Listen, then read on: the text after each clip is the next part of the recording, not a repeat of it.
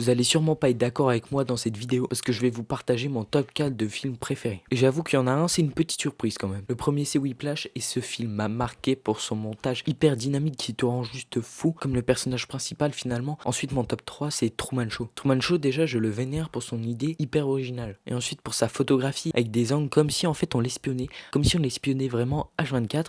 Et ça franchement c'est hyper intéressant à regarder. Maintenant place à mon top 1 ex aequo, j'ai pas pu les départager franchement. Il y a un film d'époque et un film plus moderne. Le film plus moderne c'est Birdman. Franchement ce film j'ai été choqué. En fait t'as l'impression que tout a été filmé en un plan séquence et cette technique de tournage franchement elle est hyper impressionnante. Et après l'histoire franchement elle est hyper engageante et c'est assez psychologique donc franchement sois en forme quand tu le regardes. Et franchement en fait ce film te pousse tellement à réfléchir qu'il devient hyper intéressant. Et l'histoire derrière cette belle photographie, eh ben elle est tout aussi géniale. Alors je t'invite à aller le regarder pour éviter de te spoiler. Et mon top 1, c'est un film du siècle dernier. Tout le monde ne va peut-être pas être d'accord avec moi, mais pour moi, c'est Raging Bull de Martin Scorsese. Franchement, ce réalisateur, je l'aime trop. Déjà, cette photographie en noir et blanc, je trouve qu'elle est hyper intéressante. Elle montre une neutralité dans l'histoire, elle ne vient pas du tout impacter le regard du spectateur. En revanche, l'histoire, la performance de Robert De Niro et tout ce qui va avec, ça c'est hyper intéressant. On a ici un personnage complètement détruit par la violence qu'il porte à sa femme,